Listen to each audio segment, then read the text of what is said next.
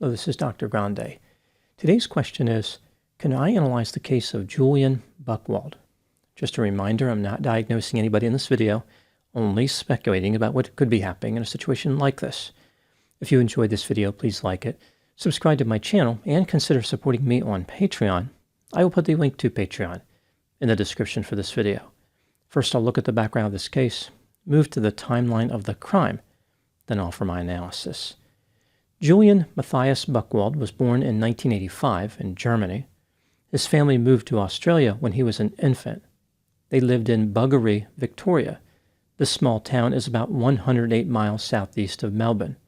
Julian's family owned over 1,200 acres, most of which was bushland. To make a living, he worked as a lumberjack as he continued residing with his parents. Sometime around 2006, Julian met a teenager named Carolyn Watson at the Morwell Apostolic Church. She lived with her parents 12 miles north of Buggery in the town of Churchill.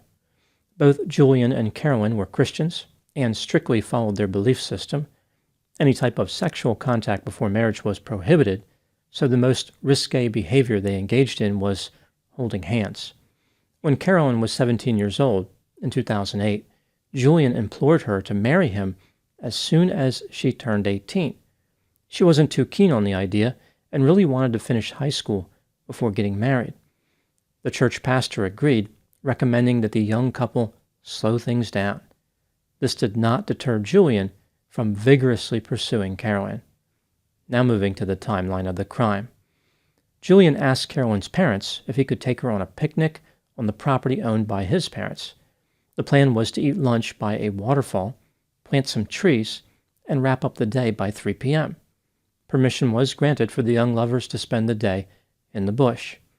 On March 4, 2008, the day of the picnic, Julian hid several items on his parents' property, including a balaclava, a map, a blanket, duct tape, ropes, military-style pants, and gloves. He then took his gold 1999 Nissan Patrol SUV to pick up Carolyn. As they were on their way to the waterfall, Julian stopped the vehicle, telling Carolyn that he wanted to investigate an animal carcass that he claimed he just passed on the road. He said that it would only take a few minutes.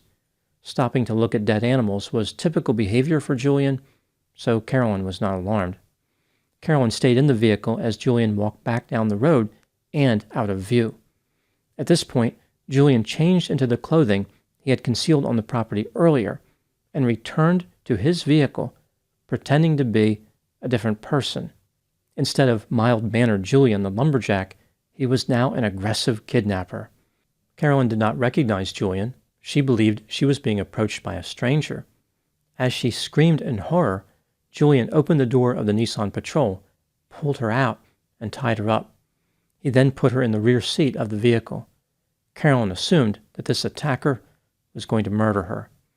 As she remained in the back of the vehicle, contemplating the horrible things that could happen to her, Julian started driving.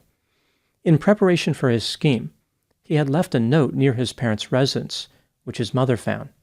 The note indicated that a satanic cult was responsible for the kidnapping of both Julian and Carolyn.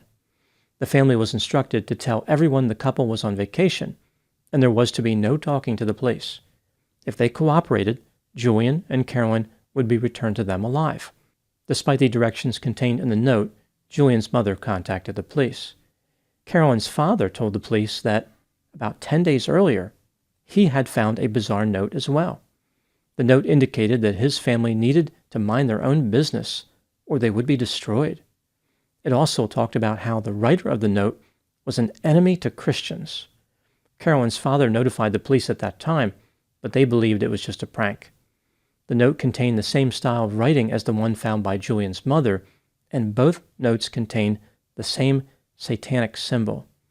Now the police took the situation seriously and initiated a massive search effort. As this was happening, Julian drove to the Buchan Headwaters Wilderness and Alpine National Park, which is about 5 hours away from where the kidnapping took place. He took Carolyn out of the SUV and drove about 60 feet to conceal the vehicle. Using his knife, he cut off his own clothing, as well as Carolyn's clothing, and hid them. Julian initiated the next phase of his plan and moved into a prone position on the ground 6 feet away from Carolyn. Using a weak voice, Julian called out as if he was a kidnapping victim just like her. He didn't want to speak too loudly or that would attract the kidnappers. Carolyn recognized his voice and was happy he was there. Julian freed her from the ropes, and the pair stood there naked, trying to figure out their next move. The story that Julian supplied to Carolyn started when he was looking at that animal carcass. The last thing he remembered was 2 kidnappers striking him in the head with a metal rod. These mysterious perpetrators must have taken both of them to their current location. It was critical that they immediately run into the bush to escape. Looking around, they saw a sleeping bag containing a few items, ostensibly left by the kidnappers. They grabbed the sleeping bag and made their way into the wilderness. Julian convinced Carolyn that the only way they were going to stay alive was to keep moving. He knew exactly where they were, but pretended to be lost. Over the next several days, the young couple wandered through the bush, hiding in vegetation. In the day, the couple was hot, and at night they were cold. They slept in the sleeping bag. In order to stay warm, Julian suggested to Carolyn that they have sex, but she rejected him, holding to her religious beliefs. Similarly, Carolyn turned him down when he said they should get married in the eyes of God before the kidnappers murdered them. She pointed out that her parents would not be happy with that decision. After a few days, the young couple wandered back to the area where the kidnapping had occurred, and Julian just happened to spot a backpack containing their clothing. He made it seem as though the kidnappers must have clumsily left this backpack behind. Even though the clothing had been damaged by a knife, the couple put it on because it was better than nothing. Now they were a little less miserable as they continued to run around the wilderness. After 6 days of trying to convince Carolyn to have sex with him and to marry him, Julian finally realized that his plan was not going to be successful. He navigated back to a road, which led to the couple being spotted by a farmer in a utility vehicle. The farmer picked them up, took them to his house, and called the authorities. When the police searched the scene of the attack, they found a knife, clothing, a shovel, duct tape, and rope, all of which belonged to Julian. Initially, he denied any wrongdoing, but then when confronted with the evidence, Julian confessed that he was the kidnapper. The entire scheme was designed to get Carolyn to marry him. Julian was arrested and charged in connection with the kidnapping. At his trial, his defense argued that he suffered from a pervasive developmental disorder, which meant that he struggled to empathize with others. The jury was not convinced. In August 2009, Julian was convicted of kidnapping and making a false report. He was allowed to remain free on bail as he awaited sentencing, which was scheduled for September 17. One day before this, on September 16, Julian disappeared. While the police were looking for him, he was sentenced in absentia to 7 years and 9 months in prison. As it turns out, Julian was no longer in Australia. He had somehow obtained a fraudulent passport and pretended that he was a citizen of India. Julian dyed his hair black, obtained a fake tan, and flew to Singapore. He managed to deceive the authorities in both Australia and Singapore. The party would end for Julian after catching a flight to Chennai, India. The authorities there were not deceived for a second.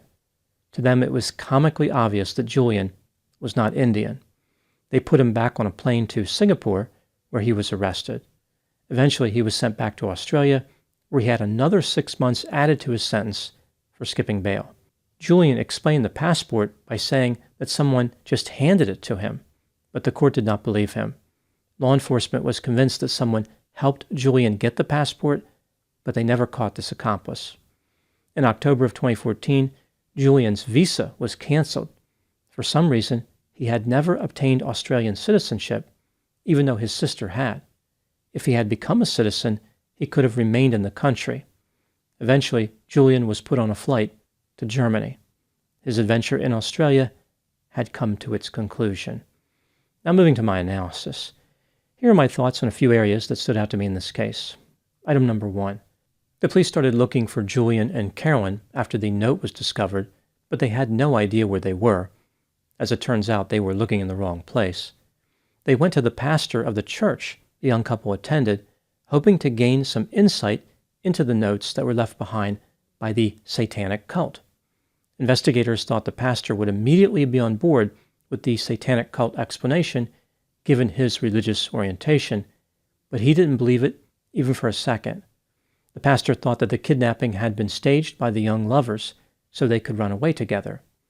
This theory was more rational than the satanic cult theory, but it didn't explain the notes that had been found.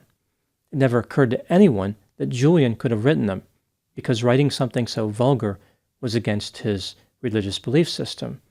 Julian had been able to deceive people into believing that he was devout. Item number 2. From the beginning of Julian's criminal plan, he did not intend on killing anyone, and ultimately no one died. This has led to some people feeling sorry for Julian, like he was a young man looking for love who went astray. It might have been a silly and ill-advised plot, but he was not a future serial killer. Maybe his punishment was too harsh.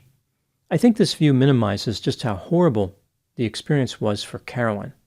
She had permanent nerve damage to her neck, back, and hands from being tied up. In addition, she had blisters and cuts all over her body, her feet were injured, and she was sunburned. For the entire 6 days that she was in the bush with Julian, she believed that homicide was just around the corner. This was incredibly terrifying and traumatic. Julian planned this crime for at least 10 days in advance, probably longer than that. This was a carefully planned and calculated abduction, which indicated a profound lack of empathy. Even though Julian eventually admitted guilt, he fled before being sentenced.